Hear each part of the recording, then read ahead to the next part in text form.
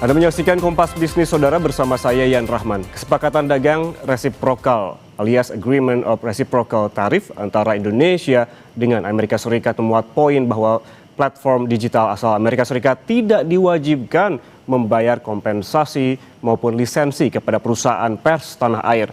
Sejumlah pihak khawatir ini akan berpotensi mereduksi nilai ekonomi dan kualitas jurnalistik nasional. Naskah perjanjian ini ataupun Perjanjian Dagang Indonesia AS di bagian 3 tentang perdagangan dan teknologi digital memuat pasal yang mengatur persyaratan bagi penyedia layanan digital. Dalam pasal ini tertulis bahwa Indonesia tidak akan mewajibkan penyedia layanan digital AS untuk mendukung organisasi berita domestik melalui lisensi berbayar, berbagi data pengguna, dan model pembagian keuntungan. Berbagai pihak menilai kesepakatan dagang antara Indonesia dan AS yang melarang penerapan kewajiban kompensasi untuk perusahaan platform digital berpotensi memperlebar ketimpangan nilai ekonomi, khususnya antara platform global dan media nasional, sehingga mengancam kualitas jurnalistik nasional.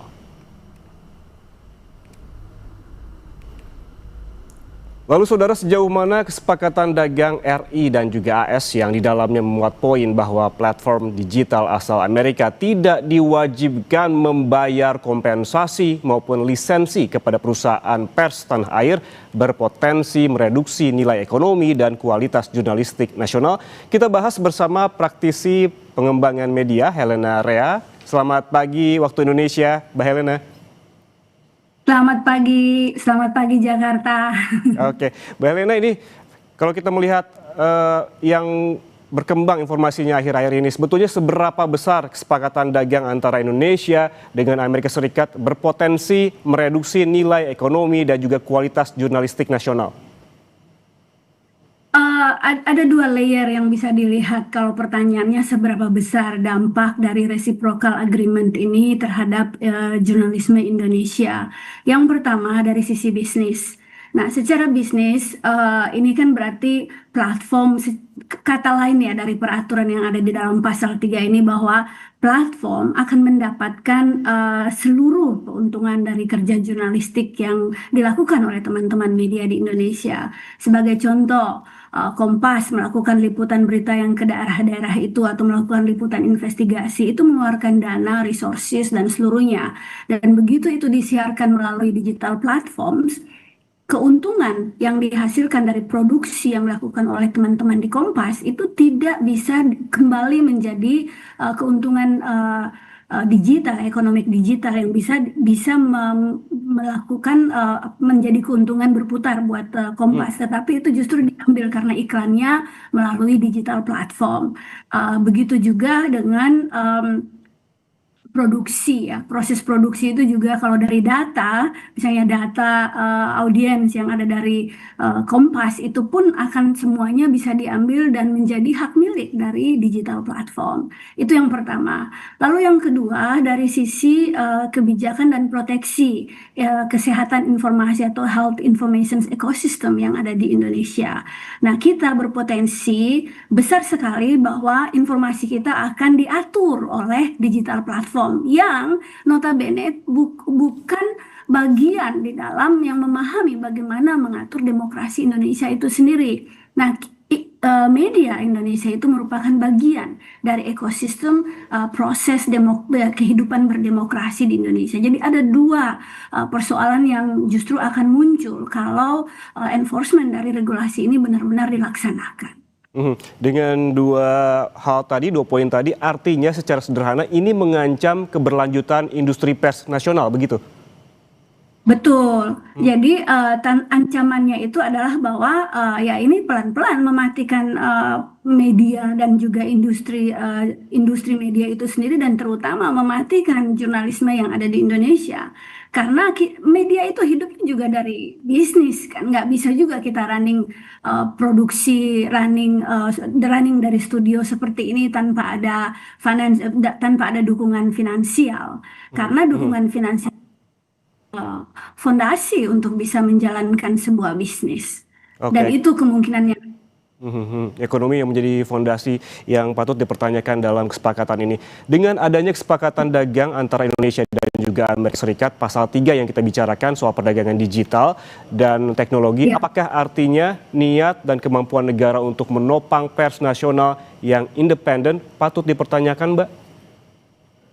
Ya, itu sudah jelas dipertanyakan. Yang pertama, pada tahun 2024, persisnya tanggal 20 Februari, itu Presiden Jokowi menandatangani publisher right yang mendukung bahwa yang mengatur sebenarnya platform harus paling nggak memiliki niat baik untuk mendukung jurnalisme berkualitas di Indonesia.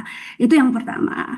Lalu ada lanjutan proses dari dengan terbitnya Perpres itu, bahwa sebenarnya mekanismenya udah mulai jalan, ada komite yang didirikan, sudah mulai teman-teman media itu udah mulai melakukan konsolidasi dan negosiasi kira-kira seperti apa progres atau pembagian keuntungannya itu langsung dengan platform, dan platform sendiri terutama Google itu sudah menunjukkan niat baik bahwa mereka akan mengambil bagian di dalam proses Kepres ini gitu. Itu waktu itu bagus sekali sebenarnya, progresnya udah ada.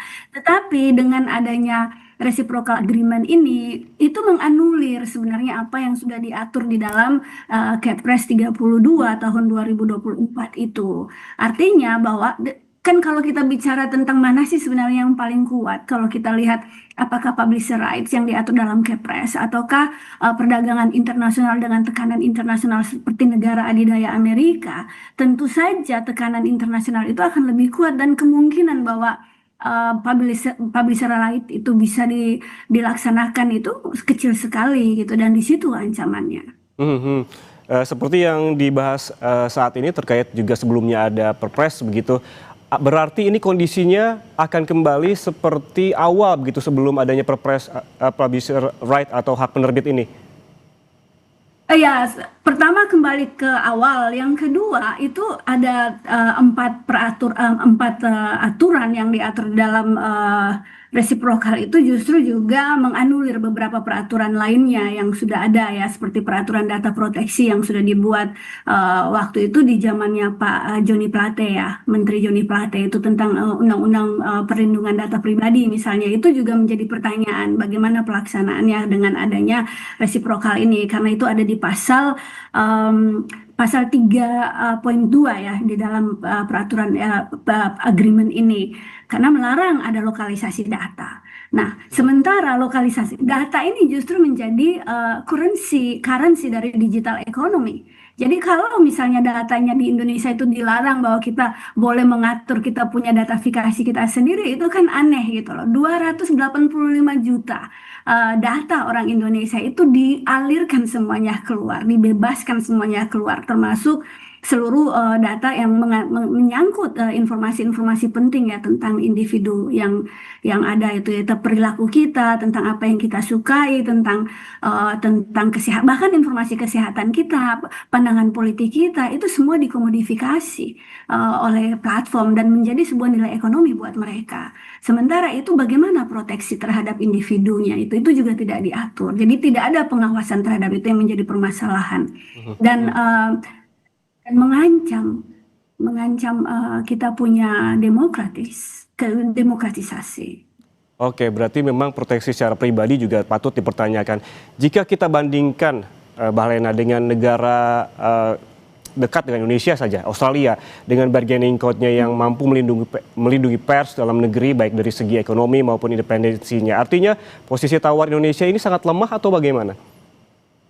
Iya, kita sangat lemah ya, karena negara-negara lain, terutama negara maju ya, seperti Australia, itu dengan news media bargaining code-nya itu sudah disahkan itu jauh sebelum kita mensahkan itu 3 tahun sebelumnya, itu di tahun 2021.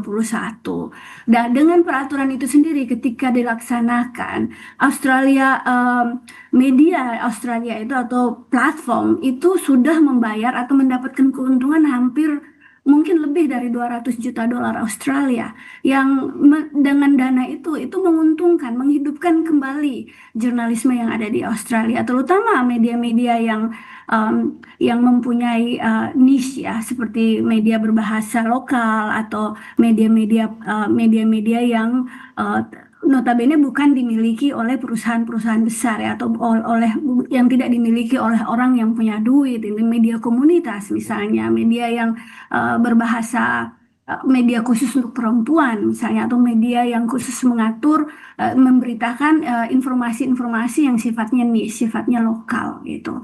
Itu contoh dari Australia. Negara kalau mungkin kalau pernah baca di em, Prancis juga melakukan yang sama. Mereka bahkan pernah Oke, meminta Google untuk membayar ganti rugi. oke, Inggris juga melakukan hal yang sama. Jadi banyak baik. sekali contoh di negara-negara Hmm, di dunia yang sudah punya model hmm, untuk yang melakukan fair trading oke. atau fair Hmm. fair dagang ini gitu. Ini artinya harus jadi concern dari pemerintah, paling tidak ada pertimbangan untuk renegosiasi terkait hal ini, mengingat juga dampaknya sangat besar. Terima kasih praktisi pengembangan media Helena Rea atas waktunya bersama kami di Kompas Bisnis. Sehat selalu.